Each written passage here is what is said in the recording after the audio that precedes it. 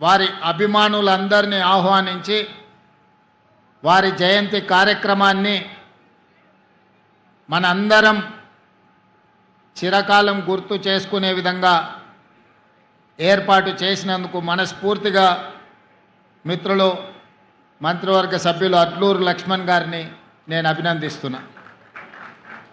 ఈ వేదిక ముందు చాలామంది ప్రజాప్రతినిధులు అందశ్రీ గారి అభిమానులు అందరు ఇక్కడ ఉన్నారు.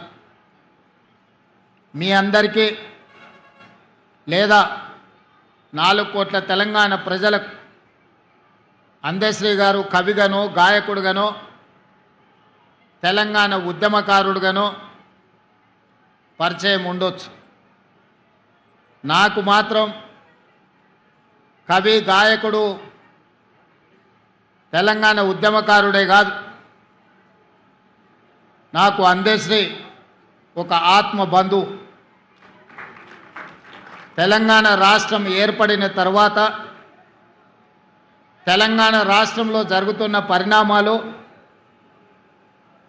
ఆనాటి పాలకులు ప్రజల మీద ప్రదర్శిస్తున్న అహంకార పూరితమైన వ్యవహారం, మాలాంటి ప్రజాప్రతినిధుల మీద పెడుతున్న అక్రమ కేసులు, సంపత్ కుమార్, కోమటిరెడ్డి వెంకటరెడ్డి గారు లాంటి శాసనసభ్యులను శాసనసభ సభ్యత్వాన్ని రద్దు చేసి వారి కర్కశత్వాన్ని, వారి ప్రజాస్వామ్య వ్యతిరేక విధానాలను బలంగా ప్రజల మీద రుద్దాలని, ఈ ప్రజల మీద ఆధిపత్యం చెలాయించాలని శాశ్వతంగా 4 కోట్ల తెలంగాణ ప్రజలను కట్టుబానిసలుగా మార్చి వారు, వారి కుటుంబము, వారి కొడుకులు, వాళ్ళ మనమన్లు ఈ రాజ్యాన్ని ఏలాలని ప్రయత్నం చేస్తున్నప్పుడు, ఎప్పుడైనా ఏదైనా నిరాశ నిస్పృహలకు లోనైనప్పుడు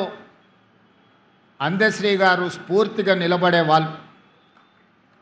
వారు రచించిన జయ జయ హే తెలంగాణనే కాదు, మాయమైపోతున్నాడమ్మ మనిషి అన్నవాడనే పాటనే కాదు, ఎన్నో పాటలు. అవి పాటలు కాదు, అవి తూటాలై ప్రజా వ్యతిరేక పాలకుల గడీలను కుప్పగూల్చే మర పిరంగులై తెలంగాణ రాష్ట్రంలో పేలిని. ఆ స్ఫూర్తే ఎన్ని కేసులు పెట్టినా, ఎన్నిసార్లు జైలుకు పంపించినా, లొంగ తీసుకోవాలని వాళ్ళు ప్రయత్నం చేసినప్పుడల్లా ఒక ధైర్యం, గుండె ధైర్యాన్ని నింపుకోవడానికి అందశ్రీ గారి గానాన్ని, వారి గళాన్ని వినేవాడిని. వారి గానంలో ఉన్న గొప్పతనం, వారి గళంలో ఉన్న స్ఫూర్తి, ఈనాడు నేను తెలంగాణ రాష్ట్ర ముఖ్యమంత్రిగా బాధ్యతలు నిర్వహిస్తున్నా అంటే ఆ స్ఫూర్తి నాలో రగల్చిన మాట నిజమని నేను ఈ సందర్భంగా చెప్పదలుచుకున్నాను. మిత్రులారా, ఆనాడు